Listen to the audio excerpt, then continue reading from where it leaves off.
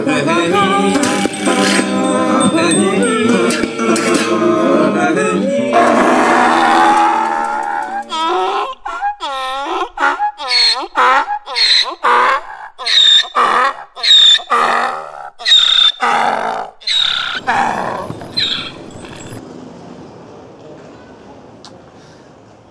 til S-Lyd Productions.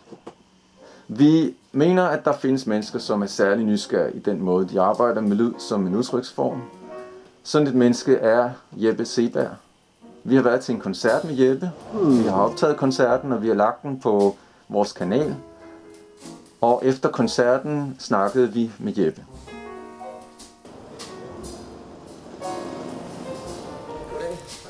Hej, Lydæsel. Og du er Jeppe. Ja. Kan du ikke fortælle mig om den her koncert? Jo, jeg spillede med min gode ven Rune, der spiller trommer. Okay. Og jeg spillede klaver. Ja. Og vi har spillet sammen i mange år. Ja. Måske 7 år eller sådan noget, tror jeg. Så kan du ikke fortælle om koncerten? Rigtig meget af det, vi spillede, det var helt improviseret. Altså, vi havde ikke aftalt noget om, hvad vi skulle. Så vi gjorde det bare. Satte os bare ned og spillede. Hvordan kan man vide, hvad man skal gøre? Når man improviserer? Ja. Man skal bare gøre det. Man skal ikke vide det. Okay. Man skal bare mærke det. Man kan jo gøre sådan her. Nu gør jeg noget. Jeg ved ikke fuldstændig, hvordan det bliver. Nu gør jeg sådan noget. Og så lytter jeg, ikke? Ja. Så lytter jeg, hvordan lyder det. Og så tænker jeg, det lyder måske meget godt. Ja. Så vil jeg gerne gøre det igen. Men det kan også være, at jeg måske spillede et eller andet. Og så tænker jeg, det kunne jeg ikke lide. Den lyd kunne jeg ikke lide. Så vil jeg ikke gøre det. Og Rune, han gør det samme. Han sidder og gør det samme over på trommerne. Og så lytter vi hele tiden til hinanden. Man skal hele tiden lytte til det. Hvordan lyder det her? Og så gør I noget andet. Så gør I det samme, og så gør I noget andet. Ja.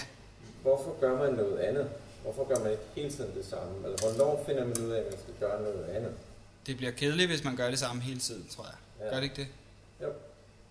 Så bliver det det har vi ikke lyst til. Ja, det gider jeg ikke. Men hvordan kan du vide det? Jamen, det skal man jo bare lytte. Ja. Der er ikke nogen, der ved noget. Alle kan lytte og bestemme, synes jeg. Men kan man lave noget forkert? Nej. Det kan man ikke. Hvornår er det forkert? Jamen, jeg tror aldrig, det er forkert. Ikke rigtigt. Man må altid spille alting. Ja. Jo, det er forkert, hvis man gør noget, som man ikke selv kan lide. Ja. Hvis jeg nu spillede den her igen, som jeg synes lød dårligt, det skal jeg jo ikke gøre. No. Det synes jeg er forkert. Men I spiller også nogle gange det samme. Nogle gange kan I lave noget, der gik sådan her. Det er fordi, at vi også vi spiller improvisation, altså musik, hvor der ikke er noget, vi har aftalt, og så spiller vi også nogle sange, som vi har øvet os på. Men selvom vi har øvet os på dem, så gør vi det altid på en ny måde. Ja. Vi spiller dem altid på en ny måde. Okay. Så hvis vi nu spiller en sang, som lyder sådan her. Det kunne være en sang, ikke? Så kan det være, at næste gang, så spiller vi den sådan her. Ikke? Lidt anderledes, eller... Det kunne også. Hvad hvis nu, at jeg gerne vil lave noget musik? Ja. Men jeg kan ikke spille alt det der ved. Hvad kan jeg så gøre? Jamen det tror jeg da godt, du kan. Du skal bare gøre det. Ja. Så skal du bare lytte. Men du spiller også med albuen og ja, det gør jeg. Flade hænder og sådan noget. Det må man gerne. Det må man gerne. Man gør alting. Okay.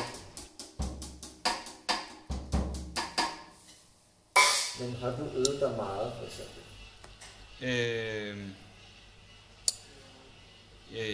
Ja, jeg har øvet mig meget. Men ikke på sådan en... jeg har aldrig øvet mig på sådan en kedelig måde, hvor jeg sætter mig ned, og så siger jeg, i dag skal jeg øve mig i en halv time, for det siger min mor. Og så... Det har jeg aldrig gjort. Jeg har øvet mig, fordi det var sjovt. Så bliver man god. Fordi du er nysgerrig? Ja. Fordi du undersøger det? Ja. Skal hele tiden vide noget mere. Kunne du mærke, at jeg var... Ja, det kunne jeg godt mærke. Hvad er det? Det er faktisk lidt svært at forklare. Ja. Men jeg ved, at det havde lyttet anderledes, hvis du ikke var der. Så havde jeg spillet på en anden måde. For eksempel, hvis du nu synes, det lød dårligt. Det tror jeg ikke, du synes. Hvis du synes, det lød dårligt, så vil jeg godt kunne mærke det, tror jeg. Det kan man altid mærke, når der sidder en sådan... man kan også se det nogle gange, ikke? Ja, det gider jeg ikke høre på det her. Så kan man godt mærke det. Så føler man anderledes.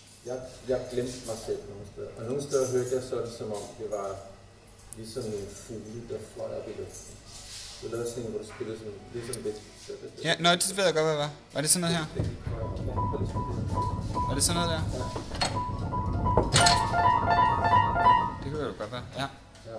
Du synes, det lød som fugle? Ja, fordi det gik op og op og op. Ja. Og så lød det som om, at de ligesom blev væk i luften. Fordi det blev ligesom mere og mere væk. Ja. Det kan jeg godt lide. Tak. Det var så lidt lyd af.